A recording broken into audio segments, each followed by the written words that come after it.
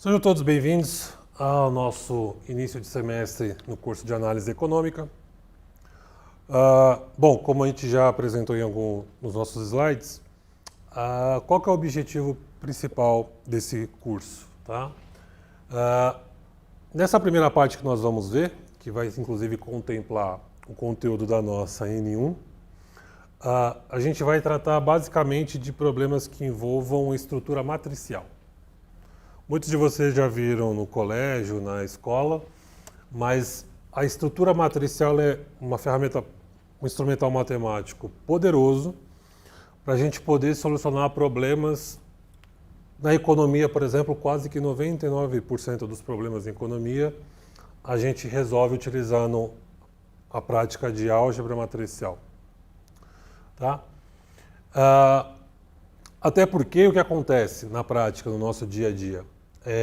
Naturalmente isso daqui tudo vai estar dentro de softwares que vocês vão aprendendo a usar ao longo aí do curso, em pós-graduação, enfim, até hoje em dia tem bastante coisa grátis na internet, mas é importante que a gente entenda o que está por trás do software. O que o software faz, porque o que a gente costuma dizer, trash in, trash out. Se você não entender direitinho o que o software está calculando, qualquer input de informação que você colocar, ele vai te dar uma informação errada. Então, o que a gente vai fazer nessa primeira aula aqui é entender o porquê da álgebra matricial, por que ela é tão importante assim, quais que são os problemas elementares e o que ela vem a corrigir. Tá bom? É isso que a gente vai fazer, essa discussão que nós vamos fazer. Bom, qual que é a questão? Embora a álgebra matricial seja importante, ainda assim ela sofre algumas críticas, principalmente porque a álgebra matricial acaba tratando somente de problemas lineares. Né? Então, basicamente, a gente está resolvendo problemas, por exemplo, como uma curva de demanda. Né? Então, vamos colocar preço igual ao intercepto menos uma quantidade. Ok? Tanto de demanda quanto de oferta, né?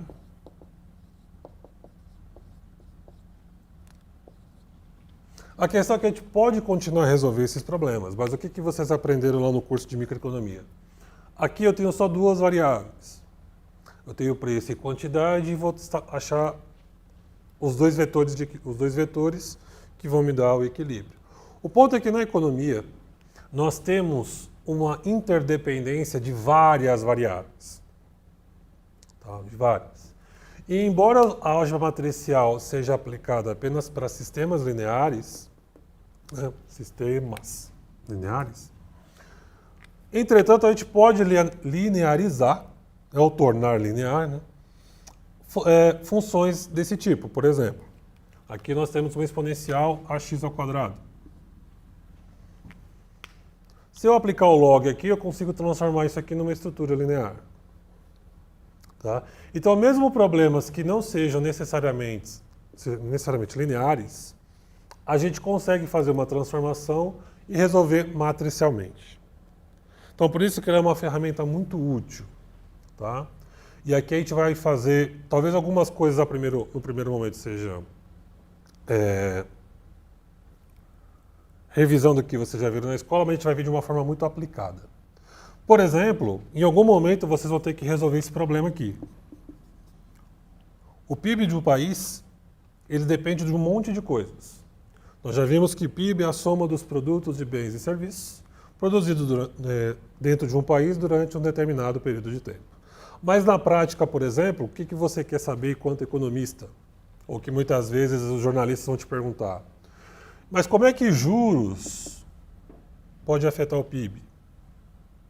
Como é que o câmbio pode afetar o PIB? Reforma da Previdência, isso implica num resultado fiscal. Como é que isso aqui afeta o PIB? E isso aqui ocorre, você vai ter o quê? Uma série temporal, porque você tem um aqui, vamos imaginar que isso aqui fosse um Excel. Né?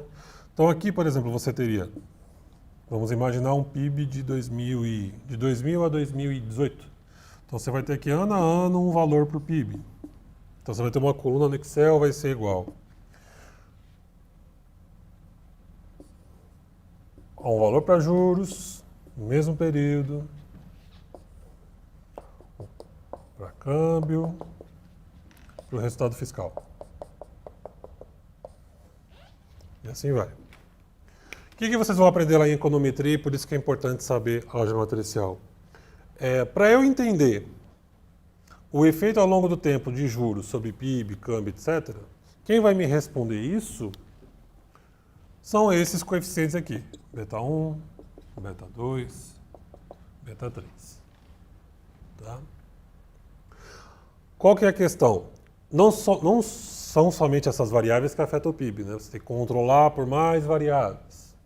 Então chega uma hora que o seu problema fica com, muitas vezes, uma equação e várias variáveis, ou poucas equações e poucas variáveis. Se você for expandir, por exemplo, o PIB, se você pegar de 1970 até hoje, então você vai ter uma série muito longa. A álgebra matricial vai fazer o que para nós? Vai pegar tudo isso daqui que for variável, colocar numa matriz só. Esses betas vão estar agrupados em um vetor e ele, de uma vez só, vai calcular para a gente todos esses efeitos. Então, por isso que é importante entender a álgebra matricial. Ela é toda a estrutura que vai nos dar a resposta de quanto que juros afeta PIB, quanto que câmbio afeta PIB, quanto que política fiscal pode afetar PIB. Se tivéssemos aplicados, por exemplo, para o mercado, como oferta e demanda, tá? Eu poderia ter vários bens aqui. Eu estou querendo entender a demanda, por exemplo, sei lá, de alimentos. Tá? Então a gente já sabe que a teoria econômica diz que preço e quantidade tem uma relação negativa. Mas se eu quero estimar, se você, por exemplo, é um estrategista de uma empresa de commodities, e você precisa definir preço, além da quantidade do bem, eu tenho bem substituto. Então vamos chamar aqui de B1, B2, bem substituto. Eu tenho imposto. E por aí vai. Então, tanto de ordem macroeconômica quanto de ordem microeconômica, toda essa álgebra matricial aqui vai estar por detrás. Ok? Bom, isso posto, então a gente vai para os nossos exercícios. Num deles, que é o exercício 1, 2 e 3, o que nós estamos fazendo aqui? Antes de entrarmos em álgebra matricial, se nós tivéssemos problemas dessa natureza, como esses que estão no exemplo, por exemplo, exemplo 1, 2 e 3, como é que se resolvia isso? A gente resolvia por eliminação de variável. Tá? Então, por exemplo, aqui eu poderia ter aqui, ó, uma equação de demanda e uma equação de oferta, por exemplo. Tá? Mas aqui a gente está partindo de um caso genérico. A gente vai do genérico para depois a gente ir para o específico. Então vamos supor que eu ainda não sei a álgebra matricial e eu tenho que resolver esses exercícios que estão aqui. Eu tenho então x menos 3y igual a menos 3, 2x mais y igual a 8. Você precisa saber x e y. Tá? Bom, então, como é que você poderia fazer? De várias formas. Tá? Uma das formas seria você começar a eliminar a variável. Como isso aqui é um sisteminha, né? Então, o que você pode fazer? Multiplica a equação 1 por menos 2. Multiplica todo mundo, tá? A equação toda. E aí você começa a eliminar a variável. Vamos começar eliminando x. Então você pegou essa primeira linha, multiplicou por menos 2. Por isso que dá menos 2x mais 6y mais 6. Como isso aqui continua sendo um sistema, você elimina. Só te sobrou y. Agora você acha y igual a 2. Se você achou que y é igual a 2, o que você faz? Pega esse 2, substitui em alguma das funções para encontrar o x. Então, o que nós temos aqui nesse sistema linear? Que 3 e 2 é um vetor de solução. Se eu substituir 3 aqui e 2 aqui, isso aqui tem que ser igual a menos 3. E aqui também tem que ser igual a 8. Tá? Então, em sistemas mais simples assim, se a gente simplesmente elimina uma variável ou duas, como a gente vai fazer no exemplo 3, a gente encontra a solução para o nosso problema. Tá? É mais ou menos como se 3 e 2 fossem esses betas aqui. Ó. Tá? A mecânica é a mesma. Tá bom? Para o exemplo 2, a mesma coisa. O que a gente vai fazer é tentar eliminar variável. Aqui a gente fez por x, vamos fazer a mesma coisa para o x aqui também. Tá? Mesma coisa. Do mesmo jeito que eu multipliquei a primeira linha por menos 2, eu vou fazer a mesma coisa aqui. Vou multiplicar essa linha toda por menos 2. Tá? Estou num sistema, né? Então isso vai virar menos 2x, menos 6y, 14. Ok? Bom, quando eu faço isso, o que acontece? Tá? Menos 2x com menos 2x vai cancelar. Isso aqui não vai virar 6y positivo? Então, se isso aqui vai virar positivo com negativo, morreu. Vai sobrar só 14 com 7. 0 igual a 21 não é, né? Não existe isso. Então, o que acontece aqui, nesse exemplo mais simplificado? A gente pode tanto ter uma solução, quanto não ter. Então, não necessariamente existem valores de x e y que satisfazem esse sistema. Tecnicamente, na economia, problemas dessa natureza, a gente diz que você tem um problema de endogeneidade. Tá? O que significa isso? Primeiro vamos enxergar na matemática. Aqui significa o seguinte, se eu tirar isso aqui, ó, vai ficar mais fácil para enxergar. Antes de sair eliminando variável, vamos... O curso não chama análise à toa. Vamos entender, olhar para isso daqui. Em cima eu tenho x menos 3y. Embaixo eu tenho 2x menos 6y. Salta aos olhos que essa linha de baixo é o dobro da de cima, né? Por isso mesmo é que dá zero. Quando eu multiplico a primeira linha por menos 2, ela vai ter exatamente o mesmo valor com o sinal trocado. Então, quando eu faço essa eliminação, eu não encontro solução. Então, por que não existe solução nesse caso? O nome que nós damos a isso daqui, a gente chama de dependência linear.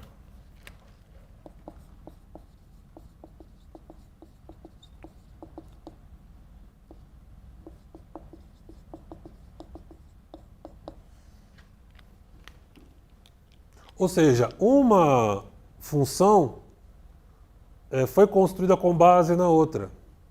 Então você tem uma relação de dependência mútua, onde eles se anulam e você não consegue responder exatamente problemas como esse.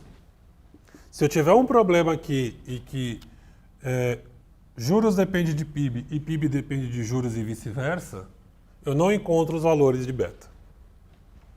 Não consigo encontrar. Porque nós incorremos num problema de dependência linear. Ok? Tá? Isso aqui vai ser muito comum. Na prática, quando vocês estiverem trabalhando com isso, principalmente em econometria, o software vai cuspir para você assim que ele não consegue estimar os betas. Porque você tem uma dependência ali de variáveis que eu não consigo resolver isso. Tá? Então, por isso que é importante fazer essa discussão antes de ir para o software, qualquer coisa assim.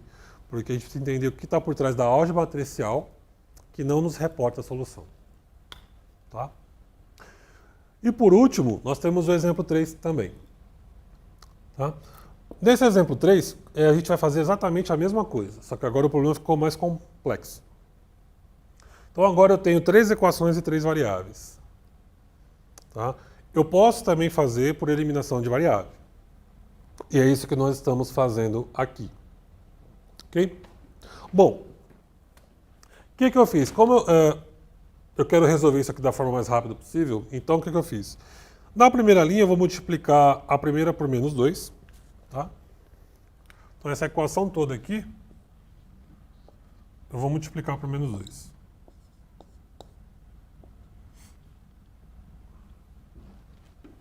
Ok? E na de baixo, eu vou multiplicar por menos 3. Tá? Deixa eu só ver. Ah, não, desculpa. Aqui é a segunda, eu vou multiplicar por menos 3. A ordem vocês podem fazer do jeito que vocês julgarem conveniente, tá? Não tem nenhuma regra para isso. Tá bom? Depois que eu multipliquei aqui por menos 2 e aqui por menos 3, eu faço exatamente a mesma coisa que eu fiz aqui e que eu fiz aqui. Eu multiplico, depois eu vou eliminando. Tá? Qual que vai ser o meu objetivo aqui, à primeira vista? Eliminar o vetor x. Multipliquei por menos 2 por menos 3, depois que eu multipliquei eu faço a conta. Tá bom? Quando eu fizer isso, eu consigo trabalhar sem esse vetor x. Depois das multiplicações das adições, eu vou incorrer nesse resultado. Vou deixar a cargo de vocês aqui explorarem melhor essas contas, tá? Mas também não tem nenhuma regra, vocês podem fazer ao contrário. Ah, professor, quero fazer por z ou por y, não tem problema nenhum. Qual que é o objetivo? Você eliminar uma variável. Eu escolhi eliminar x primeiro. Feito isso, quando você faz isso, o seu problema que tinha 3 equações se torna um problema de 2 equações. Tá? Independente de qual variável você comece a trabalhar. E aí a mesma coisa. Se eu multipliquei por menos 2 por menos 3, manipulei, caí nisso. Qual que é o próximo passo? Continuar eliminando variável, tá? Depois que eu fiz isso, então o que eu posso fazer aqui? Posso fazer por z, posso fazer por y, não tem problema, tá? Aqui o que eu vou fazer aqui agora? Eu vou aqui, por exemplo, multiplicar aqui por menos 1/5. Tá? Então primeiro eu multiplico aqui por só essa linha por menos 1/5.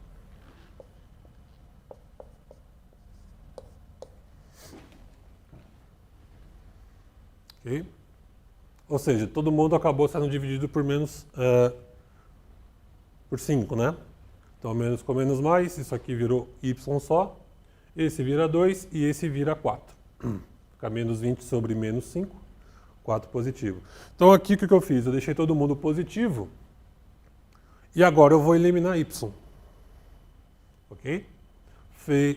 Como é que eu faço? Mesma coisa que eu fiz nos demais, tá? Vou multiplicar por 7 aqui. Então, multiplico todo mundo por 7. E faço a conta. Vai ficar 7 com menos 7 vai morrer.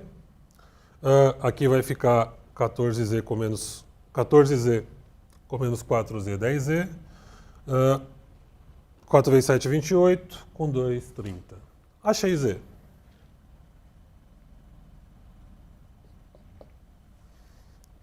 Achei um, achei todos. Né? Por quê? Se eu achei que z é igual a 3, se eu voltar para cá, eu acho y. Se eu achei z, achei y, se eu vier para cá em alguma delas, eu encontro x. Então o meu vetor de solução vai ser 1, menos 2 e 3. Meu par ordenado de resolução. E se eu tivesse 4 equações, 4 variáveis, 5 equações, 5 variáveis. Aí você está perdido, né? Aí você tem que ir fazendo eliminação por eliminação, haja papel, haja lápis, haja conta. A álgebra matricial já vai ser uma estrutura justamente que nos permite resolver isso de uma vez só.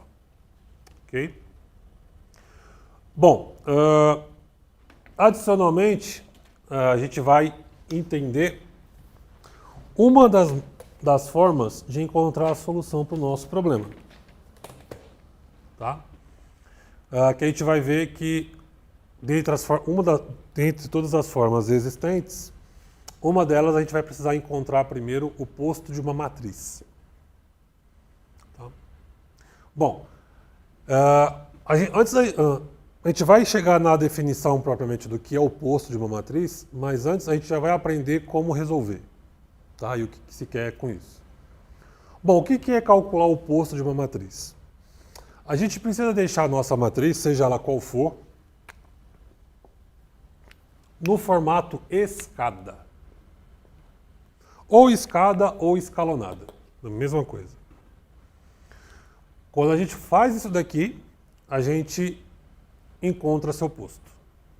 Tá bom? Então, antes de a gente definir bonitinho o que é um posto de uma matriz, vamos aprender a construir esse escalonamento. Vamos deixar a matriz no formato de escada.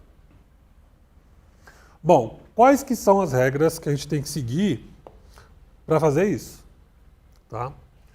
Primeira delas, a gente pode fazer uma troca entre quaisquer duas linhas da matriz. Tá? 2. A gente pode multiplicar ou dividir, fazer a multiplicação e divisão de uma linha, ou seja, uma linha de um sistema, tá? Por qualquer escalar diferente de zero. Isso é importante. Ok? E por fim, a gente pode fazer a adição de K vezes qualquer linha a uma outra linha. Falando assim, isso aqui fica tudo complicado, né? Então vamos fazer o seguinte. Vamos pegar uma matriz qualquer, vamos encontrar seu posto e a gente vai entender melhor essas regras aqui, tá bom? Bom, vamos lá. Vamos supor essa matriz aqui. 0, menos 11, menos 4, 2, 6, 2, 4, 1 e 0. Ok? Bom, primeiro ponto. Isso aqui que eu vou passar para vocês é uma dica para que vocês não se percam. A forma de calcular o posto de uma matriz, vocês fiquem à vontade para calcular como vocês quiserem. A forma que eu vou recomendar aqui é uma fórmula que ela pode ser um pouquinho mais trabalhosa, só que ela faz com que você não erre. Ela é uma forma muito organizada de encontrar, porque, por exemplo, quem for prestar concurso público ou coisas assim, ou até pós-graduação, muitas vezes retoma esse tema. Cálculo de posto de uma matriz, por exemplo, se fosse uma matriz 6x6, 7x7, a forma de encontrar pode ser muito custosa.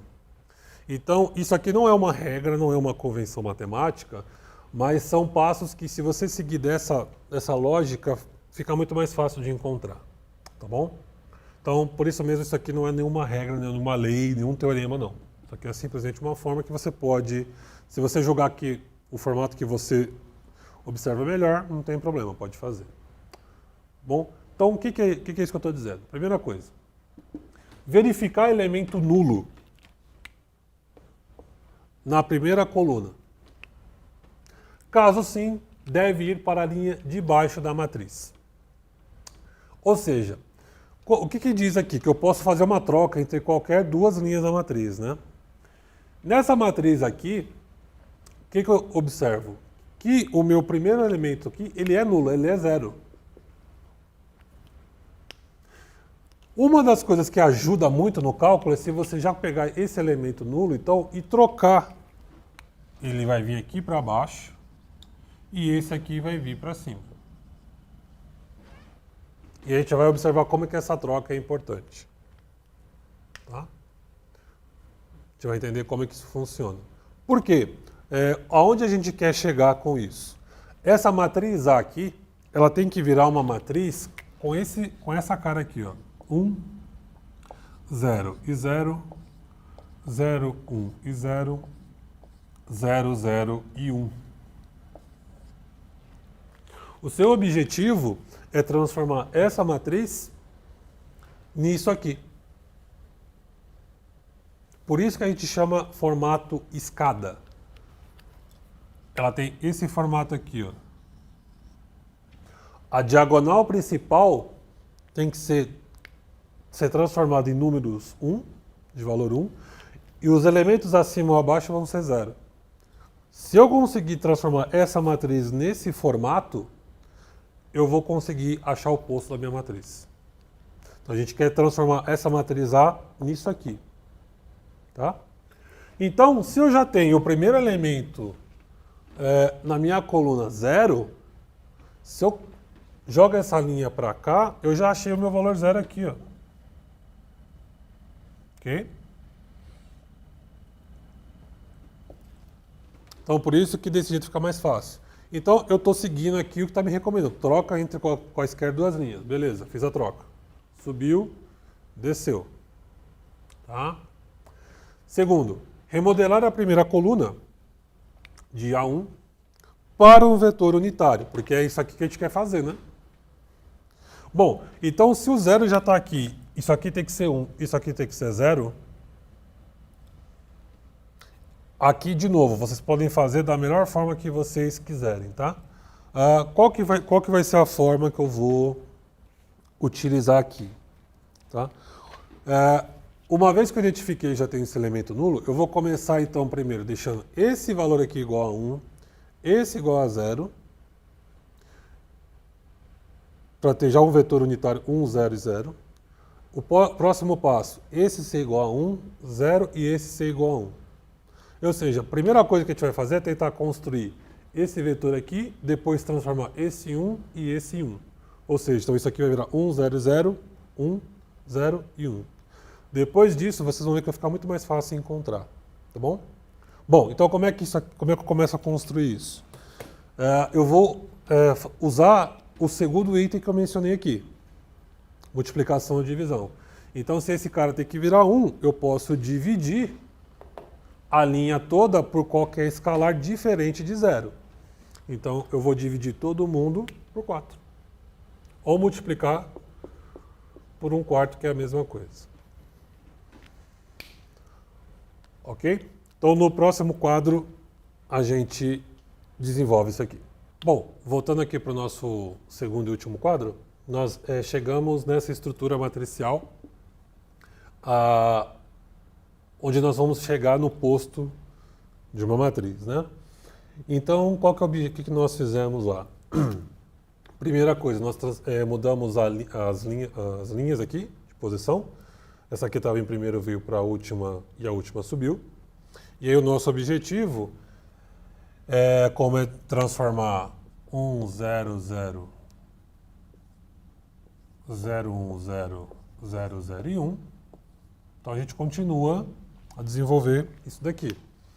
Ok, então se eu já joguei esse 0 para cá, vamos agora fazer com que esse número aqui vire 1. Então eu multiplico por 1/4, eu divido por 4, a mesma coisa. Tá? Quando eu faço isso, lembrando, eu sempre tenho que dividir ou multiplicar a linha inteira. São as três propriedades os três regrinhas que nós temos que seguir para calcular o posto. Então eu pego todos esses elementos e vou multiplicar por 1/4, certo? Então da A1 eu venho para A2, então 4 vezes 1/4, 1, 1 vezes 1/4, 1/4 e 0 sobre qualquer coisa é 0. Ok, o que aconteceu daqui para cá? Está começando a tomar esse formato. Aqui. Então, esse aqui virou 1, esse aqui é 0. O próximo passo, então, transformar o elemento 2 em 0. Ok? Bom, então como é que a gente transforma esse elemento 2 em 0? Né? Como é que a gente faz as manipulações seguindo aqueles três passos? Bom, se esse aqui tem que sumir. Então, se a única forma desse 2 virar 0 é se eu somar ele ou subtrair 2 dele, obviamente. Como é que eu faço isso seguindo os passos, então? Eu vou multiplicar aqui por menos 2 e fazer a subtração aqui. Então, aqui é um passo importante, que é muito comum, principalmente em prova, aluno errar aqui. Bom, eu estou multiplicando essa linha por menos 2. O resultado dessa multiplicação, o produto, eu vou subtrair da linha de baixo. Porque a gente vai transformar 2 em 0. Só que o que acontece quando eu faço isso? Tá? Do A2 nós vamos para o A3. Depois que eu faço isso, depois que eu peguei essa linha, multipliquei por menos 2 e vou fazer a soma aqui de baixo, a linha que eu fiz a multiplicação permanece a mesma. Tá? Essa linha aqui, ela é exatamente igual à linha A2 aqui. A mesma. Eu multiplico ela por menos 2, só que o resultado dessa multiplicação que vai alterar a linha de baixo. Perceba que de A2 essa linha não mudou. Certo? Então eu vou fazer 1 vezes menos 2 com 2, 0. Tá? 1 quarto vezes menos 2 mais 6 vai dar 5 sobre 5. Pode, aqui ficar muito a cargo de vocês. Se você faz conta melhor com vírgula, você pode transformar em vírgula, em decimal. Se você prefere em fração, você que escolhe. Tá? Porque o que vai acontecer aqui? 1 quarto vezes menos 2 dá menos meio. Tá? Se alguém tiver dificuldade nisso. 1 quarto vezes menos 2. Isso é igual a menos 2 sobre 4, que é igual a menos meio. Menos meio, que soma 6. 6 tira meio, 5,5. Tá? Ou a gente pode deixar também, fazer a fração disso daqui, fica ao seu cargo da forma como você fizer melhor a conta. Tá? Até porque, presencialmente, vocês não usam calculadora na minha disciplina. Então, 6 menos meio, 5,5, por isso que dá esse 5,5 aqui. Ok? E aí, 0 vezes menos 2 vai dar 0. 0 mais 2, 2. Tudo bem? Então, cuidado. A primeira linha ela permanece. Aqui, o produto que você fez vai alterar a linha de baixo. Tá bom? Então, a gente chega aqui na A3. Bom, então o que aconteceu aqui, quando a gente fez essa manipulação? Já conseguimos chegar em 1, 0 e 0. Bom, qual que é o próximo passo? E aqui que eu falo para vocês. Fiz esse primeiro vetor, agora o próximo passo. Professor, eu poderia então transformar isso aqui em 1 e depois transformar. Você pode fazer. Só que se você faz esse passo que eu estou recomendando, você faz uma vez só e faz certo. Tá? Porque se você pegar isso aqui, por exemplo, e já transformar isso aqui em 1, você vai alterar isso aqui tudo, depois vai ter que realterar. Então, às vezes fica uma conta demais para um problema simples. Tá? Então, 1, 0 e 0. Então, qual é o próximo passo agora? Transformar 5,5 em 1. Tá? Então, vamos fazer isso. Como é que 5,5 então vai virar 1? Da mesma coisa que a gente tem feito aí nos passos anteriores. Tudo bem? Então, da mesma forma que o 2 virou 0, como é que a gente transforma 5,5 em 1? A gente pode dividir a linha toda, ou multiplicar, por 1 sobre 5,5. Transformar 5,5 em 1. Então, eu divido todo mundo, multiplico todo mundo por 1 sobre 5,5. Então vai ficar 0, 5,5 sobre 5,5 vira 1, 2 sobre 5,5 vai dar 4 sobre 11. Tudo bem? Eu poderia deixar 2 sobre 5,5? Poderia também. Não tem problema nenhum. Tá? Ok, nesse caso aqui que nós fizemos, percebam que a gente não fugiu das 3 regras. Tá? Nós trocamos linha. Aqui, quando nós transformamos 2 em 0, aqui é aquele item 2 que eu falei para vocês que é um pouco complicado. A gente vai somar ou subtrair uma linha multiplicado por um k diferente de 0. Nada mais é do que pegar essa linha, multiplicar por um número e fazer a operação. Tá? Então aqui nós seguimos aquele passo 2 e aqui é a mesma coisa. Tudo bem? Então estou seguindo aqui, multiplicando por 1 por 5,5. Perfeito. Virou 1. Transformar menos 11 em 0. Da mesma forma como nós transformamos 2 em 0, vamos fazer a mesma coisa aqui, né? Então, para isso aqui virar 0, eu vou multiplicar por 11 e somar aqui embaixo. Mesma coisa. Essa linha não vai mudar, ela vai lá para A5, nós estamos em A4. Ela vai para A5 da mesma forma como ela está aqui, só que a multiplicação a gente soma com a linha de baixo. Tá? E aí a gente chega em A5. Então, 0 que multiplica 11 vai dar 0. 1 que multiplica 11 vai dar 11 com menos 11, 0. 4 sobre 11 que multiplica 11, 4 menos 4 vai dar 0. A gente vai para A5.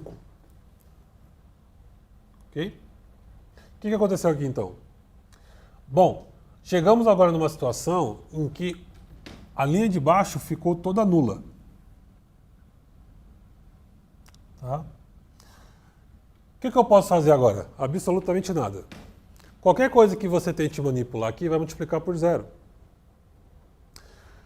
Se eu conseguir anular uma das linhas, seguindo essa lógica de 1, 0, 0, 1, 0 e depois 1, tá? Se não tivesse dado nulo, o que eu faria? Eu continuaria a conta, continuaria essa manipulação, até que esse termo aqui se tornasse 1.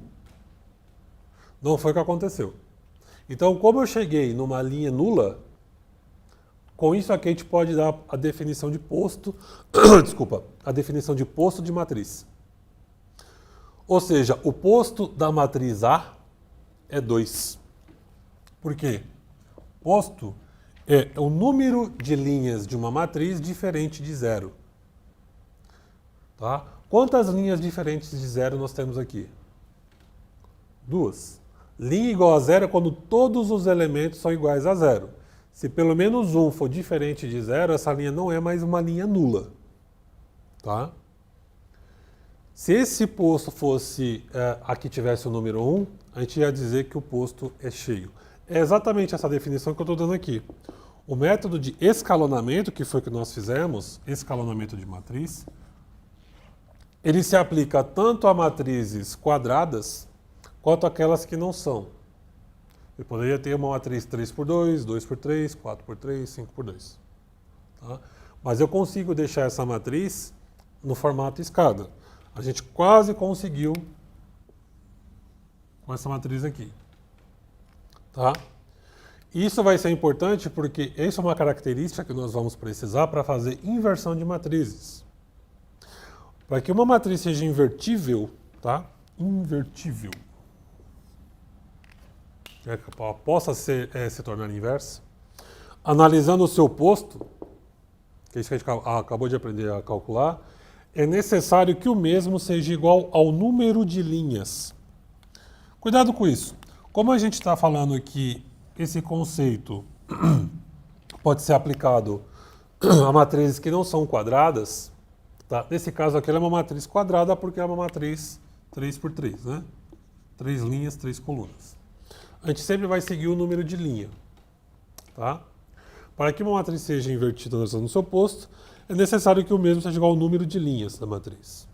O que chamamos de posto cheio. Então, se esse posto aqui fosse igual a 3, que é exatamente o número de linhas, a gente diria que essa matriz tem um posto cheio. Ou seja, se isso aqui é o mesmo número de linhas, então isso aqui é igual posto cheio. Tá? E a gente define posto como R de A, porque vem do inglês rank. Tá? Tudo bem? Então, ao número de linhas, o que chamamos de posto cheio. Ou seja, RA igual a N. Tá? Ou seja, não pode haver nenhuma linha nula na matriz escalonada.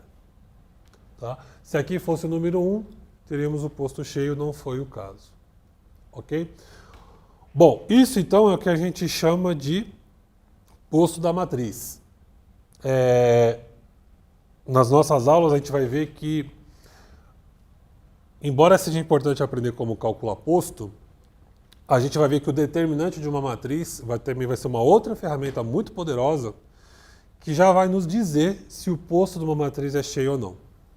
Tá? Então, o determinante que vocês aprenderam na escola já vai nos dizer se uma matriz é cheia ou não. Quando nós chegarmos no determinante, nós vamos analisar. Mas é dessa forma que a gente calcula posto, tentando achar linhas de uma matriz que sejam não nulas, e a depender do que você encontrar, você tem a ordem da sua matriz, né, o posto. Nesse caso aqui, posto igual a 2, se aqui tivesse um número 1, posto cheio. Tudo bem? Essa técnica é importante a gente saber bem, porque a gente vai usar esse mesmo procedimento para encontrar a inversa de uma matriz ou o resultado de uma variável usando o método de Gauss-Jordan. Tá? Vamos aqui então, a gente vai ver como é que a gente aplica Gauss-Jordan. Da mesma forma que você calculou o posto. Mesma coisa, a gente vai tentar construir uma matriz escalonada. Só vai ter uma diferença. A gente vai fazer isso construindo primeiro uma matriz expandida. Que nada mais é do que o quê? Vamos ver isso de uma forma aplicada. Vamos pegar esse sistema aqui, onde eu tenho 2x mais y igual a 7 e 4x menos y igual a 5. Tá? De novo, nós temos um sisteminha linear aqui que a gente vai tentar resolver. Ok? O que é a matriz expandida, que eu estou me referindo aqui? Nada mais é do que você pegar os valores que acompanham as variáveis, construir a matriz, que é a matriz de coeficientes, correto? Então, 2, 1, 4 e menos 1, e colocar aqui o vetor de resultado, 7 e 5. Isso aqui é a matriz expandida, simplesmente isso. Tá? Bom, e aí, já que para aplicar a Gauss-Jordan é a mesma coisa que posto, o que a gente vai fazer?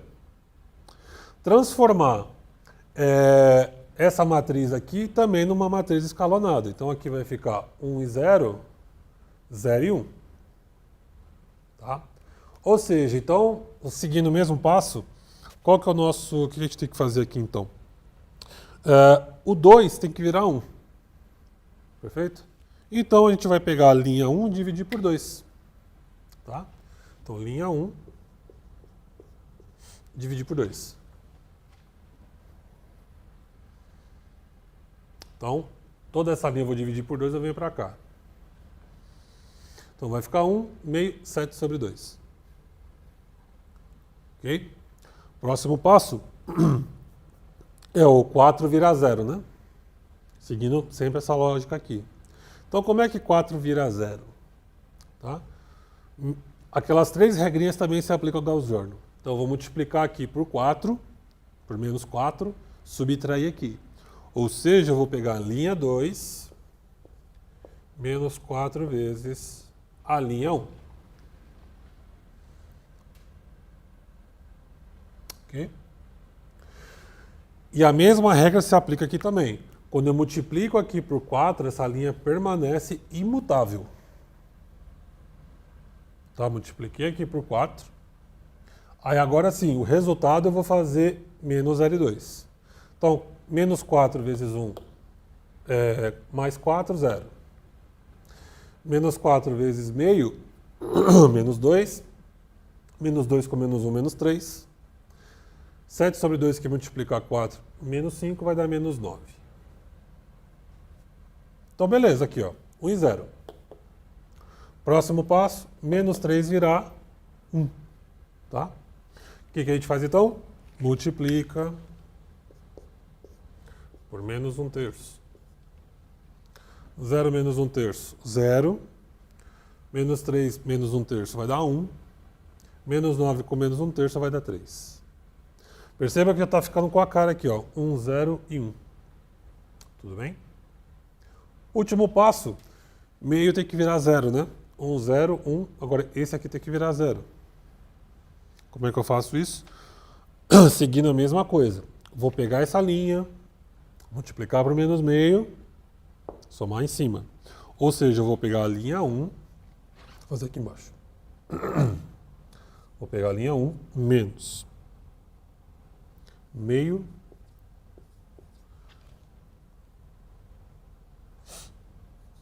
menos meio que multiplica a linha 2. Tudo bem? Multipliquei meio aqui, somo cá de cima. Quando eu faço isso, eu encontrei então o que nós definimos como matriz de identidade. 1001. Aqui eu paro a conta, porque é nisso aqui que eu quero chegar. Uma vez, e por isso que eu recomendo a vocês seguirem o mesmo passo que eu falo de calcular, seguindo essa lógica. Primeiro, 1 e 0, depois aqui vira 1, depois aqui vira 0. Porque quando eu faço isso e isso aqui bate, eu já encontrei o resultado. O resultado de x e y que satisfazem esse sistema é x igual a 2 e y igual a 3. Tá? Ou seja, então minha matriz A, 1, 0, 0 e 1. Ou seja, consegui chegar numa matriz no posto dela, uma matriz composto cheio. Tá? Aqui, essa aqui é uma matriz 2 por 2. Então o número de linhas não nulas é igual ao número de linhas da matriz. E qual que é o vetor de resultado? 2 e 3. É a mesma coisa, por exemplo, se vocês não soubessem matriz até aqui, como é que vocês encontrariam o valor de x e y? Isola x, isola y e substitui, correto? Então tem que bater. Quando eu venho para cá, eu faço justamente isso. Tá? Então, 2x igual a menos 7 menos y mais 7, se eu isolar x aqui, eu chego nessa relação. Tá? Cheguei aqui. Pego o x, substitui na primeira função, isolei x, né? Esse x aqui eu vou substituir nessa segunda aqui. Que é que eu estou fazendo exatamente aqui, ó. Ok? Bom, peguei e substituí aqui, agora é fazer conta. Distribui o 4 aqui dentro e isola y. Isola y, 7 sobre 2, 28 sobre 2 vai passar para o outro lado. Tudo bem? Aplica o distributivo e eu faço a conta. Y igual a 3. Bom, se y igual a 3, se eu substituir y igual a 3 aqui nessa primeira função, eu vou chegar aqui x igual a 2. Que é o mesmo resultado que nós encontramos aqui, ó. Então, a álgebra matricial, para encontrar inversa de matrizes e resultados, você pode fazer isso pura e simplesmente com a técnica de posto. Porque imagine agora se esse sistema fosse 3 linhas e 3 colunas. Né? Ficaria complicado. E tanto se você fizer por esse método quanto pelo método de substituição, vai bater. Para a gente finalizar a nossa aula de hoje, eu vou deixar aqui um exemplo, junto com o que eu vou deixar nos slides, para vocês fazerem em casa. Ok? Seguindo o mesmo procedimento. Então vamos supor esse sistema aqui, ó. 2x menos 4y